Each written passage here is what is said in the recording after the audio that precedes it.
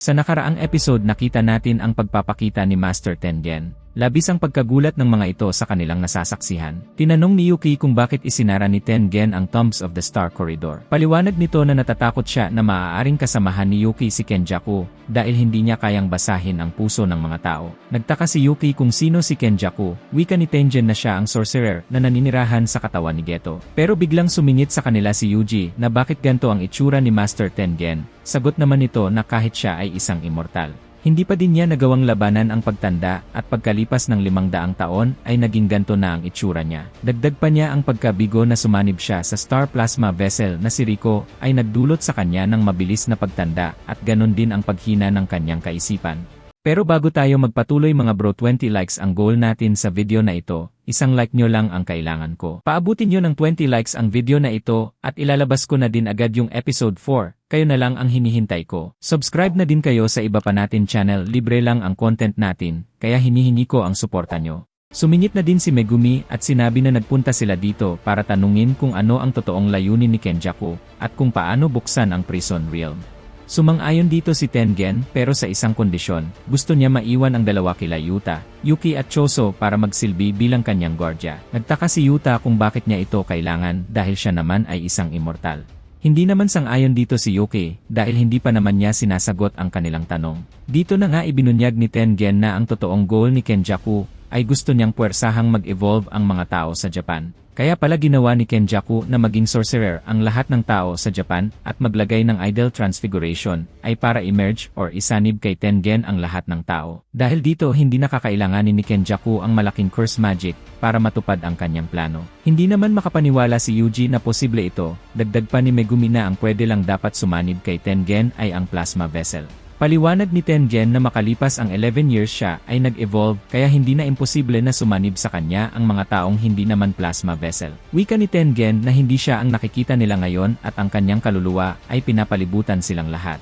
Ang mga taong sumasanib sa kanya ay nagiging panibagong nilalang na mas malakas pa sa mga sorcerer. Ang mga bagong nilalang na ito ay parehong narito at wala dito. Dahil siya ay nagtataglay ng barrier technique kaya napapanatili niya na siya ang may control. Pero kung ang lahat ng tao ay mag-evolve, kahit isa lang sa mga ito ay mawala ng control ay sapat na para wasakin ang buong mundo. Tinanong ni Yuji kung bakit ito gustong mangyari ni Kenjaku. Sagot naman ni Master Tengen na hindi niya alam dahil hindi niya kaya basahin ang puso ng tao. Tanong naman ni Maki na bakit hindi na lang siya tumanggi na makipagsanib. Dito ipinaliwanag ni Tengen ang pinakamalaking problema dahil nag-evolve siya ay isa ng curse spirit kesa tao, at siya ay magiging target ng mga curse spirit manipulator katulad ni Geto. Labis na gumulat ang revelasyon na ito sa lahat. Ito ang rason kung bakit niya isinara ang Tombs of the Star Corridor. Dahil sa pagpigil ni Kenjaku na makipagsanib siya sa Star Plasma Vessel napilitan siyang mag-evolve. At balak siya nito ngayong kontrolin gamit ang curse manipulation. Napagalaman niya na si Kenjaku ay 1,000 taon nang nabubuhay at sa nakaraan 2 beses na palang natalo si Kenjaku ng sorcerer na may 6 eyes.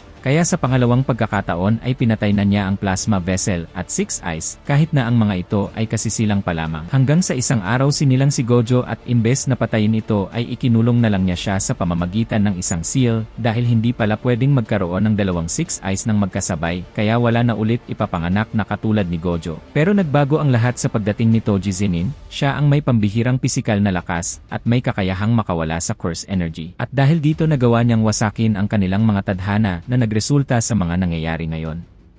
Tanong ni Megumi kung bakit nangyayari ang Culling Game. Paliwanag ni Tengen na ang Culling Game ay ginagamit ang curse energy ng mga players, at ang mga boundaries bending barriers ay nagsisilbing bansa ng bawat lugar, at ayon sa tradisyon ito ay magsasama-sama upang sumanib sa kanya. Pero para magawa ang gantong klaseng ritual kinakailangan ni Kenjaku na gumawa ng mga kondisyon, kung saan hindi siya maaaring maging game master at makontrol ang Culling Game. Pero hindi din ito pabor sa kanila dahil kahit mapatay nila si Kenjaku ang Culling Game ay hindi hihinto. Magpapatuloy ito hanggang ang lahat ng mga player ay mamatay o lahat ng players ay tumanggi na makipagpatayan. Batid ni Yuta na wala na silang ibang magagawa kundi ang sumali sa Culling Game at magdagdag ng rule kung saan papaalisin nila ang lahat ng tao na ayaw na maglaro.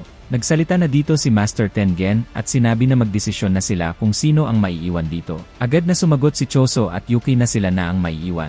Nagpapasalamat si Tengen sa mga ito at may kinuhang bagay sa isang portal. Ito ay isang kahon, ang back gate ng prison realm. Pero para mabuksan nila ang gate, kinakailangan nila ang Inverted Spear of Heaven na kayang magpawala ng Cursed Technique o ang Black Rope na kayang mag-cancel ng Cursed Technique effects. Gulat na gulat ang dalawa dahil winasak na ni Gojo ang mga yon. Dagdag pa ni Yuta na nagpunta na din siya sa Africa para hanapin ang natitirang Black Rope, ngunit wala nang natira nito. Pero wika ni Tengen na mayroon pang paraan, dahil isa sa mga players ng Calling Game ay isang sorcerer mula sa 1,000 taon na ang nakakaraan na tinatawag ang sarili ng Angel. Ang kanyang curse technique ay kayang ipawalang bisa ang kahit anong curse technique. Ito si Hana Kurusu. Nagpatuloy ang kwento sa pagtatanong ni Megumi kung alam ba ni Tengen kung nasaan ang player na ito. Sagot ni Tengen na si Angel ay nasa colony sa east side ng Tokyo, at dahil sa na-reject siya ng mga barriers doon ay iyon lamang ang kanyang impormasyon na nakuha tungkol kay Angel at dito ay nagpatuloy si Tengen sa pagpapaliwanag sa kanila tungkol sa mga kailangan pa nilang malaman sa Calling Game. Wika nito na may 10 barriers sa buong Japan at ang mga colonies na ito ay konektado sa isang barrier na gumagawa ng linya na ginagawa naman nito na dalhin ang mga tao mula sa Japan papunta sa other side. Nagtanong naman si Yuki na hindi kasali ang Hokkaido dahil sa barrier ng Jujutsu Society. Sagot ni Tengen na tama siya dahil ang Hokkaido ay matagal na established na isang sagradong lugar. Tanong naman ni Megumi, gaano katagal ang ritual bago ito makumpleto? Sagot naman ni Tengen na nakadepende ito sa Calling Game pero sasapat na ang 2 months para makumpleto ito. Dito na sinabi ni Tengen ang mga rules. Ang rule number 1, matapos ang awakening ng curse technique ng isang tao na nilagyan noon ni Kenjaku ang player na ito ay kailangang sumali sa palarong Calling Game sa loob ng 19 days sa kahit saang colony. Ngayon ay November 9 at ayon kay Yuta na naganap ang awakening noong October 31. Kaya nasa mga 10 days na lang ang natitirang mga araw para mag-declare ang kanyang stepsister ng participation sa Calling Game. Ang rule number 2, kahit sinong player ang lumabag ng mga nasabing rules ay alisan ng curse technique. At ang pagtanggi na pag-participate sa Calling Game ay magreresulta sa kamatayan. Ang rule number 3, ang mga hindi players na aksidente na nakapasok sa colony ay ikukonsidera na ito ay nag-participate sa Calling Game. At mas lumalakas ang effectiveness ng barrier kapag kusang nag-participate ang player. Ang rule number 4, nakakakuha ng points ang isang player sa pamamagitan ng pagpaslang ng ibang players. Ang rule number 5, ang mga points ay ang nagtatalaga kung sino ang Game Master. Ang general rule ay 5 points sa mga sorcerer at 1 point naman sa mga non-sorcerers. At dagdag pa ni Tengen na kada player ay magkakaroon ng isang Shikigami na tinatawag na Kogane. Ito ay isang gabay para sa program ng Calling Game. Ang rule number 6, maliban sa point value ng isang player, ay maaari niyang paabutin ng 100 points na kanyang naipon upang makipag-negotiate sa Game Master para magdagdag ng panibagong rule. Ang rule number 7 ay nagsasabing na alinsunod sa mga naunang rules ay kailangan tanggapin ng Game Master ang mga gusto ipadagdag na panibagong rules. Ang rule number 8 at ang panghuling rule, kapag nanatili ang score ng isang player sa loob ng 19 days, ang player na ito ay magiging subject sa curse technique removal. Nababahala si Yuji dahil papatay na naman siya ng tao, pero hindi dito sang-ayon si Megumi at may naisip siyang plano. Dito na nagsalita si Maki na si Yuki at Choso ang magbabantay kay Master Tengen, at siya naman ay babalik na sa Zenin Clan upang kumuha ng cursed tools.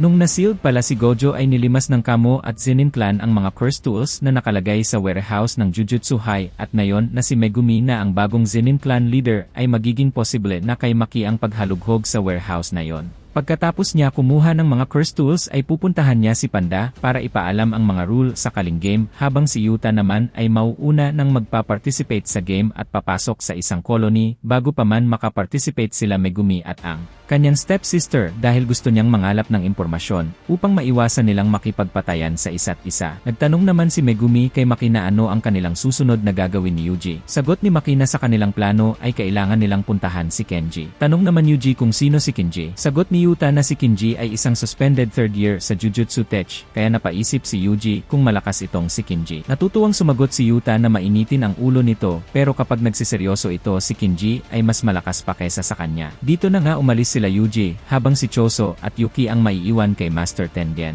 Pero bago pa makalabas sila Yuji ay nagpasalamat ito ng marami kay Choso. Sagot naman ni Choso na basta wag siyang mamamatay at nagpaalam na nga ang mga ito. Samantala makikita dito ang isang lalaki na tila ba nagpapatawa, ngunit baka sa mga manonood na hindi sila natutuwa sa kanilang nakikita. Sa sumunod na eksena makikita na sinermunan ng manager ang taong ito at sinabihan ng masasakit na salita dahil wala itong talento sa pagpapatawa at mas mabuti pang humanap na siya ng ibang trabaho. Sa kabilang banda, may lalaki naman na nagpapagaan ng kanyang nararamdaman. Payo nito na may dalawang klase ng komedyante, isang nakakatawa at isang iniisip na sila ay nakakatawa. Kaya isipin niya kung sino siya doon. Ito pala si Fumihiko Takaba, isang calling game player. Pagkatapos nito ipinakita si Principal Yaga kung saan ito ay nakakulong at tinatanong ng isang matandang principal tungkol sa ability nito na gumawa ng cursed corpse katulad ni Panda. Tinanong nito kung sa paanong paraan niya ginawa ang tulad ni Panda na isang cursed corpse na may sariling pag-isip at buhay habang nasusustain ang sariling cursed energy na hindi na kailangan ng cursed energy mula sa manipulator. Si Principal Yaga pala ay matuturing na isang special grade at kayang makagawa ng isang hukbo ng mga cursed corpse. Pero ni isa sa mga tanong niya ay walang sinagot si Yaga.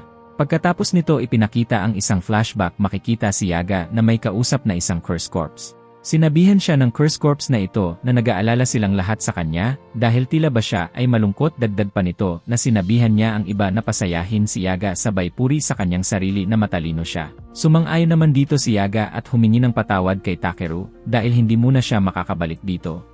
Tanong ni Takeru na kung mag-outing ba siya ulit. Oo ang sagot nito at sa pagkakataong ito ay isang mahabang outing. Pero dagdag nito na wag siya mag-alala dahil protektado sila ng barrier ni Tengen dito at magkikita naman ulit sila ng kanilang ina at kahit wala na siya dito ay sigurado magiging maayos lang siya. Pagkatapos nito ay nagpaalam na si Yaga sa kanyang mga cursed corpse. Bumalik ang kwento sa kasalukuyan, pinakawalan ni Kusakabe si Panda na dinakip pala ng mga higher-ups. Nagtataka si Panda kung bakit tinulungan siya ni Kusakabe. Dito ibinunyag ni Kusakabe na malaki ang utang na loob niya kay Yaga kaya niya ito ginawa. Makikita dito ang pangyayari noong tinulungan ni Yaga sila Kusakabe. Naging depressed pala ang kapatid nito dahil namatay ang anak niya kaya lumapit si Kusakabe kay Yaga para humingi ng tulong. Ang mga cursed corpse ni Yaga ang mag-aalaga sa kapatid ni Kusakabe. Subalit nang makita ng kapatid ni Kusakabe si Takeru, at bigla na bumuti sa kanyang pakiramdam dahil ang kanyang anak ay muling nabuhay na labis na nagpasaya sa babaeng ito. Dahil dito unti-unti bumalik sa katinuan ang kapatid ni Kusakabe. Lubos itong nagpapasalamat kay Yaga. Pagkatapos nito dito na ipinakita na sinalubong si Yaga sa daan ng isang sorcerer, at tinanong kung lalaban ba siya ng walang daladalang kahit isang cursed corpse. Sagot ni Yaga na ang pakay niya dito ay makita ang kanyang anak. Ipinaalala ng sorcerer na siya ay may parusang death sentence, at ang tanging makakapagligtas lang kay Yaga ay ang pagbibigay niya ng impormasyon tungkol sa paggawa ng cursed corpse na yon na mismo. Pero labis na kinagulat ni Yaga ang paglabas ng isa pang principal na si Gakuganji. Hindi rin ang tagal makikita dito ang naghihinalo na si Yaga. Dito na biglang ibinahagi ni Yaga ang sekreto sa paggawa ng cursed corpse niya. Kinakailangan ng 3 high compatibility souls sa isang cursed corpse. Pagkatapos ay kailangan ito bantayan maigi, dahil dito lang sila magkakaroon ng sariling isip. Pagkalipas ng 3 buwan, kaya na nitong masustain ang kanilang cursed energy ng mag-isa. Labis itong kinagulat ni Principal Gakuganji dahil bakit ngayon lang niya ito sinabi. Bakit hindi sinubukan ni Yaga na mabuhay? Sagot nito na ito ang iiwan niyang cursed para kay Principal Gaku.